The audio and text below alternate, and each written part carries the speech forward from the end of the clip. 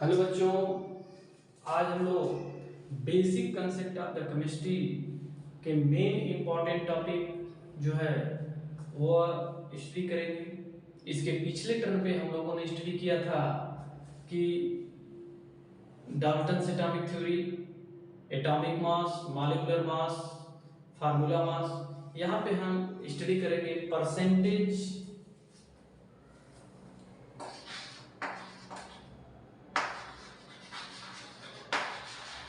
Composition.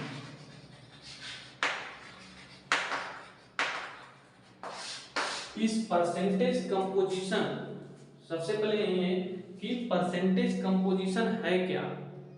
जो study में आता है कि परसेंटेज कंपोजिशन है क्या, यह नाम से भी स्पष्ट है कि कोई भी कंपोजिशन में कौन कितना परसेंटेज है। या ऐसे सिंपल रूप में समझिए, सिंपल फॉर्म में, कि कोई भी एलिमेंट किसी कंपाउंड में, मॉलिक्यूल में कितना परसेंटेज प्रेजेंट है, वह उसका परसेंटेज कंपोजिशन देता है। या कह सकते हैं इन अदर वर्ड कि percentage composition gives the information of an element, particular element present in a compound, give the information of a percentage of an element present in a compound।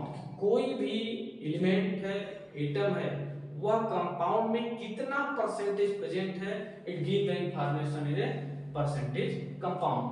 इसके calculation के लिए होता है कि कोई भी हम कंपाउंड में कितना परसेंटेज है, वह फार्मूला है mass percentage of an element. Mass percentage of an element.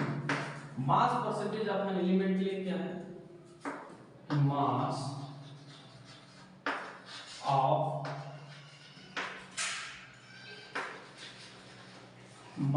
Element present in a compound into 100 divided by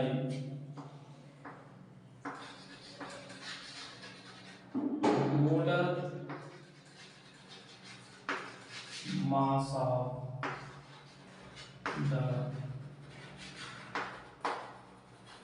compound।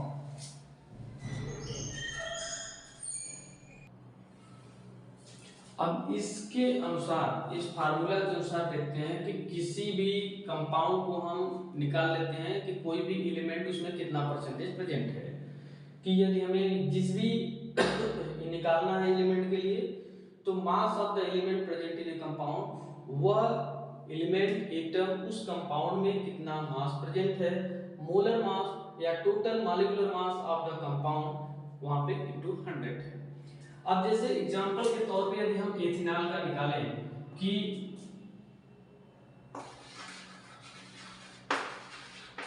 Ethanol आपका क्या होता है formula, C2H5OH, this is an ethanol. अब इस एथिनॉल के लिए हमको निकालना है परसेंटेज कंपोजिशन। तो सबसे पहले एथिनॉल का मोलर मास निकाल लें। अब मोलर मास में क्या है, कार्बन के लिए देखते हैं, कार्बन का मोलर मास यहाँ पे दिया गया है, एटॉमिक मास कर लीजिए 12.01, हाइड्रोजन के लिए 1.008 mu एंड ऑक्सीजन के लिए 16.00। यह आपका अलग अलग एलिमेंट के लिए दे दिया गया कौन कितना मास होता है। अब इसके हम कैलकुलेशन करके इसका निकालेंगे molar mass. Molar mass of ethanol, molar mass of the ethanol. अब इसके लिए क्या है, यहाँ पे 2.2 इंटू कार्बन के लिए कितना है 12.01 प्लस हाइड्रोजन 5 यहाँ पे है, 1 यहाँ पे है 6, it mean 6 into 1.008 plus oxygen 1 है 1 इंटू 16.00। यह कैलकुलेशन कर लेंगे, आ जाएगा 24.02 प्लस 6.0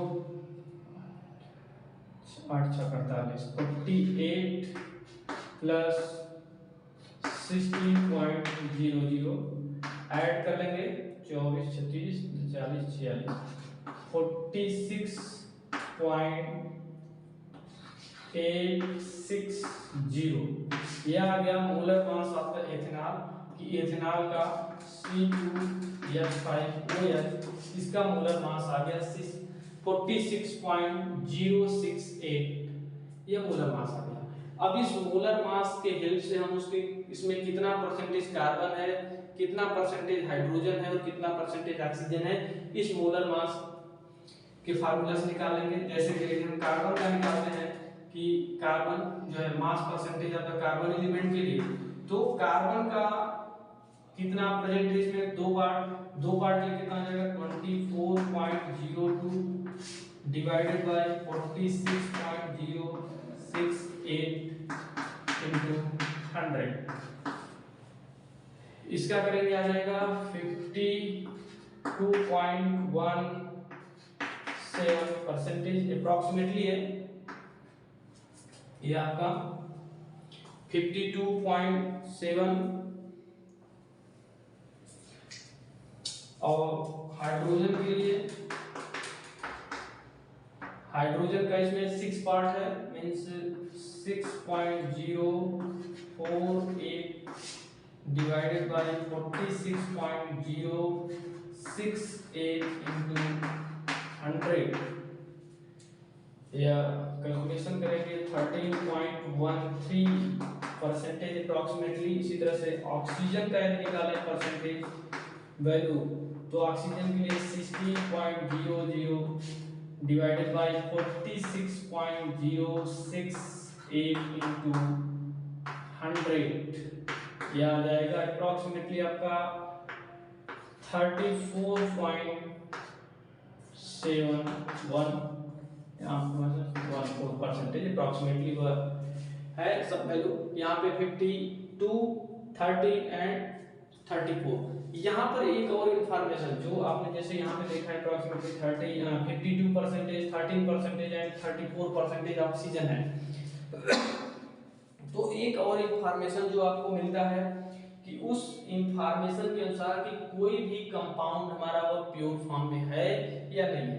जैसे हम यहाँ पे परसेंटेज कंपोजिशन निकाल लिए, यहाँ पे 52.14 है या 13.13 है, या ऑक्सीजन के लिए 34.73 अप्रोक्सीमेटली परसेंटेज है, तो वह प्योर फॉर्म में नहीं। यदि हम कहीं सिंथेटिक या मार्केट से लाते हैं उसमें हम कार्बन का एक्सट्रैक्शन करके निकालते हैं कार्बन कितना परसेंटेज है।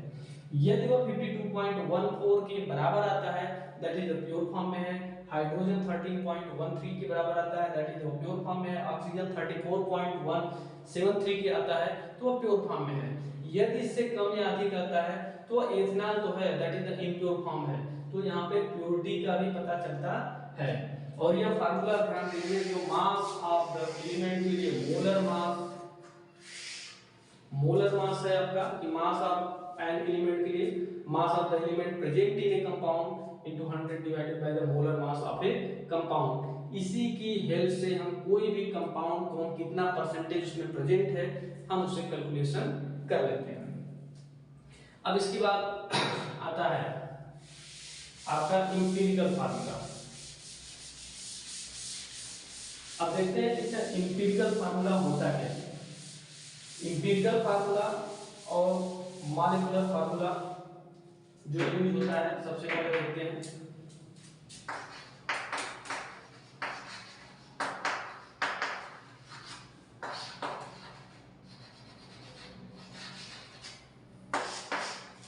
अब इस इंपीरिकल फार्मूला है क्या, जो इंपीरिकल फार्मूला बोला जाता है इसके लिए है simplest whole number ratio of a particular element, simplest whole number ratio of a particular element of a compound is called empirical formula. Simplest whole number ratio of a particular element in a compound is called empirical formula. अच्छा, empirical formula और molecular formula का एक ratio है। जैसे आप molecular formula निकालते हो, molecular formula, इस मॉलिक्यूलर फार्मूला के लिए n into empirical formula, empirical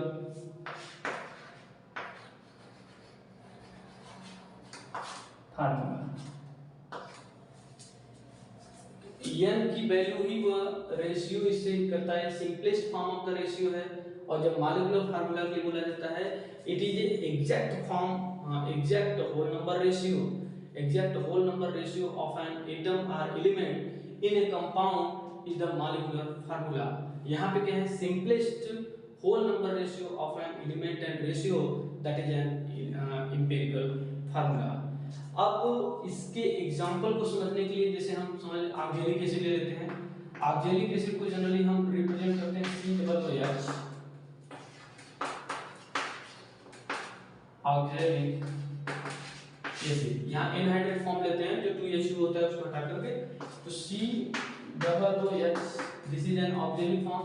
इसको हम मॉलिक्यूलर फॉर्म में लिखते हैं C2H, C2O4 H2 या C2H2O4 कर दें, C2H2O4, यह C2H2O4, यह आपका ऑक्जेलिक फॉर्म है, ऑक्जेलिक एसिड है। ऑक्जेलिक एनहाइड्रेट्स, ऑक्जेलिक एसिड का मॉलिक्यूलर फार्मूला इस फॉर्म में है।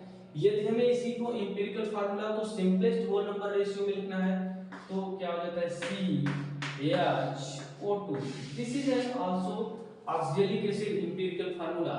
n की वैल्यू क्या है, इसके मोलर मास से, इसके मोलर मास से डिवाइड कर देते हैं, तो जो भी वैल्यू आता है वो n number of the ratio. n number क्या है, मॉलिक्यूलर मास, मॉलिक्यूलर मास का जो मोलर मास, और एम्पिरिकल फार्मूला का मोलर मास जब हम डिवाइड करते हैं तो n वैल्यू हमारा निकल करके आता है। वो एम्पिरिकल फार्मूला और मॉलिक्यूलर फार्मूला के लिए इस कैलकुलेशन से करते हैं। और इसके साथ साथ एक न्यूमेरिकल भी आता है कि हम उसे सॉल्व करके भी देखते हैं कि किस तरीके से परसेंटेज के बेसिस पर हम उसे सॉल्व करते हैं। हाँ, यहाँ पे हम इस न्यूमेरिकल को देखते हैं कि ए compound contain the 4.07% of the hydrogen and 24.27% carbon and 71.65% chlorine, it's molar mass is 98.96 gram. What is its empirical and molecular formula? अब यहाँ पे जो परसेंटेज डाटा दिया है, सबसे पहले उसे मोलर रेशियो निकाल लें कि क्या रेशियो है।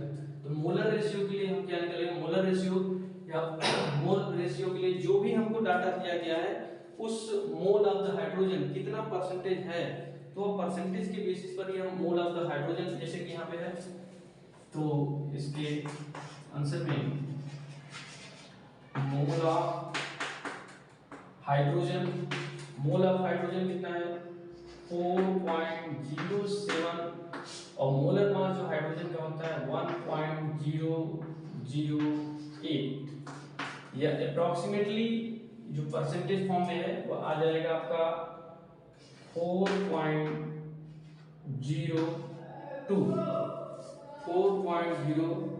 4.04। इसी तरह से हम मोल ऑफ द कार्बन के लिए निकालें। कार्बन का जो दिया है आपका कितना, 24.27, और इसका होता है 12.1, बाद में 2.01, और मोल, सब मोल है, mole of chlorine, mole of chlorine के लिए 71 आपका 65, और क्लोरीन के लिए हो जाता है कितना, मोलर मास 35.55।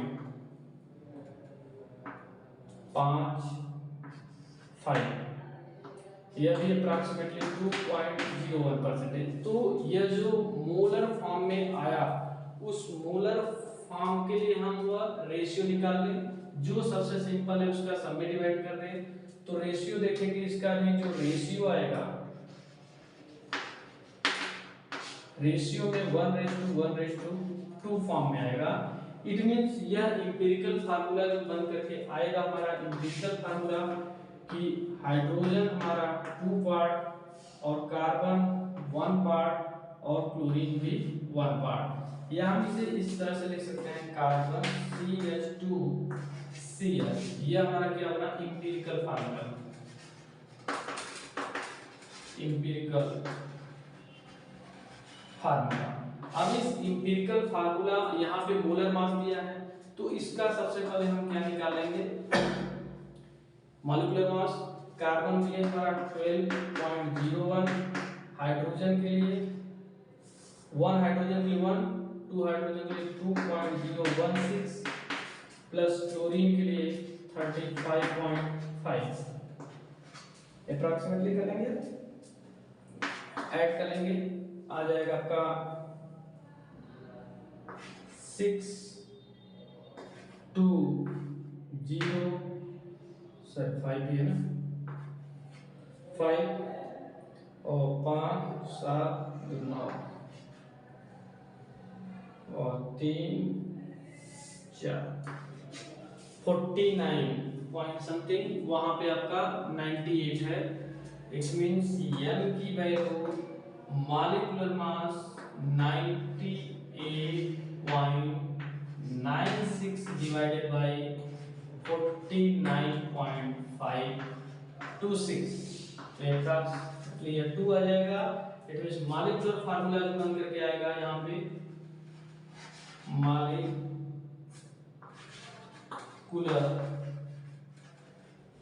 फार्मूला, वो मॉलिक्यूलर फार्मूला हो जाएगा C2H4Cl2, यह मॉलिक्यूलर फार्मूला और यह इंपिरिकल फार्मूला। मेन ये डाटा देखना है कि किस तरीके से निकालते हैं, कि जो परसेंटेज वैल्यू उसे मोलर मास में डिवाइड करके हम उसे मोलर रेशियो निकाल लेंगे। जो मोलर रेशियो आएगा उसमें सिंपलेस्ट, जो सबसे स्मॉलेस्ट पार्ट होगा उसका डिवीजन करके हम रेशियो निकाल लेंगे, वो हमारा इंपिरिकल फार्मूला हो जाएगा। और जैसे ही इंपिरिकल फार्मूला निकलेगा उसका हम मोलर मास निकाल करके मॉलिक्यूलर मास में डिवाइड करके हम मॉलिक्यूलर फार्मूला निकाल लेंगे। यह हमारा हुआ आपका इंपिरिकल फार्मूला और मॉलिक्यूलर फार्मूला।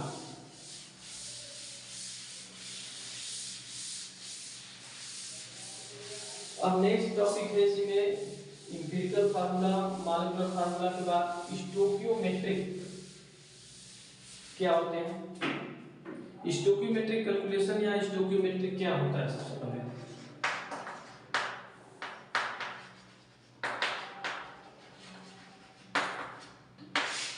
स्टोकियोमेट्रिक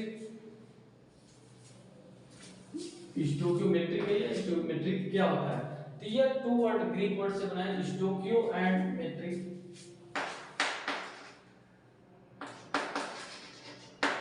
स्टोकियो एंड मेट्रिक, यहाँ पे स्टोकियो मींस होता ही है कि वो आपके जो भी है element, and metric means measurement. जो एलिमेंट का मेजरमेंट करता है वो स्टोकियोमेट्रिक के थ्रू आता है। तो यहाँ पर जो यूज है वो केमिकल बैलेंस रिएक्शन के लिए यूज होता है।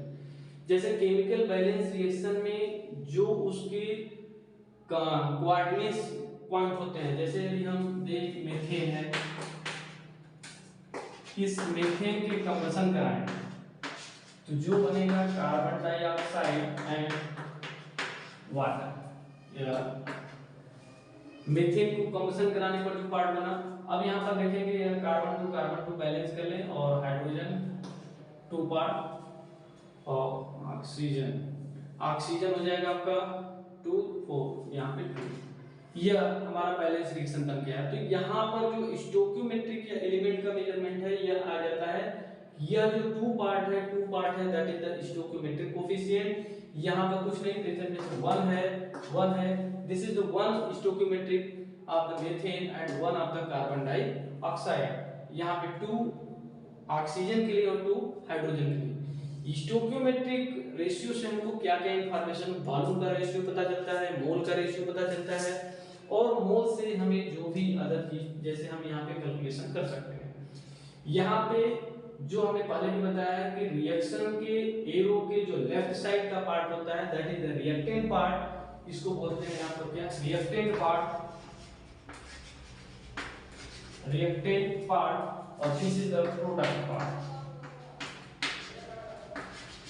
Product part. अब इस रिएक्टेंट पार्ट और प्रोडक्ट पार्ट में ही देखते हैं कि यदि यहाँ पर जो मीथेन है वह मीथेन का यदि 1 मोल ले, मीथेन का 1 मोल लेते हैं और ऑक्सीजन का 2 मोल लेते हैं तो हमारे कार्बन डाइऑक्साइड 1 मोल, अर्थात जो भी रेशियो स्टोइकियोमेट्रिक में है कि जितना मोल मीथेन रहेगा उतना ही मोल कार्बन बनेगा, जितना मोल ऑक्सीजन रहेगा उतना मोल वाटर बनेगा। तो यह यानी कि इसका इसी से कंपैरिजन करेंगे, इसका इसी से, हम किसी का किसी से कर सकते हैं इस रेशियो के अनुसार। जैसे यहाँ पर देखिए मीथेन है, मीथेन का यदि हमें वाटर से करना है तो यह जानेंगे यहाँ पर 1 है और वाटर में 2 है, मींस जितना पार्ट, जितना मोल मीथेन होगा उसका डबल पार्ट हमारा क्या बनेगा, वाटर, या जितना ऑक्सीजन होगा उसका हाफ पार्ट हमारा क्या बनेगा, कार्बन डाइऑक्साइड। तो वही वह कोफिशिएंट जो है वो स्टोइकियोमेट्रिक रेशियो में या स्टोइकियोमेट्रिक पार्ट में वह मेजर करते हैं। इसके बाद स्टोइकियोमेट्रिक कोफिशिएंट अभी न्यूमेरिकल में आएगा, बस अब यूज के लिए जो मेन पार्ट है, जो मेन इंपॉर्टेंट पार्ट हमेशा आता है कि रिएजेंट के रूप में क्या हम लिमिटिंग रिएजेंट यूज करते हैं, कि लिमिटिंग रिएजेंट क्या है, लिमिटिंग, यह मोस्ट इंपॉर्टेंट पार्ट है कि लिमिटिंग रिएजेंट आखिरकार है क्या। कोई भी कंपाउंड है, कुछ भी है, वहां पे लिमिटिंग रिएजेंट क्या है, वह नेम से ही देखेंगे, लिमिट है रिएजेंट का, कि जो भी रिएक्शन है, धीरे धीरे केमिस्ट्री के मेन पार्ट की तरफ आप लोग चल रहे हो, यहाँ पे जो न्यूमेरिकल है मोल के लिए यह लिमिटिंग रिएजेंट बहुत ही इंपॉर्टेंट है, कि जो भी रिएक्टेंट में पार्ट है और एक प्रोडक्ट है कि हमने रिएक्टेंट का पार्ट, रिएक्टेंट से प्रोडक्ट बनाते हैं। अब रिएक्टेंट में यदि हमारा A है प्लस B है, यह फॉर्मेशन करके C प्लस D बनाता है। अब यहाँ पर देखेंगे जो भी यह बनाया गया लिमिटिंग रिएजेंट क्या है, रिएक्टेंट में जो पहले कंज्यूम हो जाएगा रिएक्शन में, first consume that is the limiting reagent, मतलब वही डिसाइड करेगा कि प्रोडक्ट हमारा कौन सा कितना बनेगा। लिमिटिंग रिएजेंट का नाम ही दिया गया कि that is the limit portion of the reactant that consume first, जो भी कंज्यूम हो या जो minimum amount of the minimum amount तो नहीं कर सकते क्योंकि कोई ज्यादा उसके मोल या minimum mole that consume the first में नहीं है, जो कंज्यूम फर्स्ट हो जाता है, पहले कंज्यूम हो जाता है, that is the limiting reagent. अब इसके लिए हम एक न्यूमेरिकल के साथ उसको एक्सप्लेन करेंगे कि किस तरीके से वह लिमिटिंग रिएजेंट हम उसे डिसाइड करते हैं। यहाँ पे हम लिमिटिंग रिएजेंट को वही कर सकते हैं कि that is the minimum amount या minimum mole of the reactant that consume first are called the limiting reagent. जो भी रिएक्टेंट में हमें सबसे कम अमाउंट में दिया है, जो सबसे पहले कंज्यूम हो जाता है, that is the limiting reagent. अब वह मोल के बेसिस से हो या फिर वह किस तरीके से कैलकुलेशन करते हैं, वहां पे हम वह कैलकुलेशन करेंगे कि यदि मान लीजिए कि 3 gram of the 3 gram of the hydrogen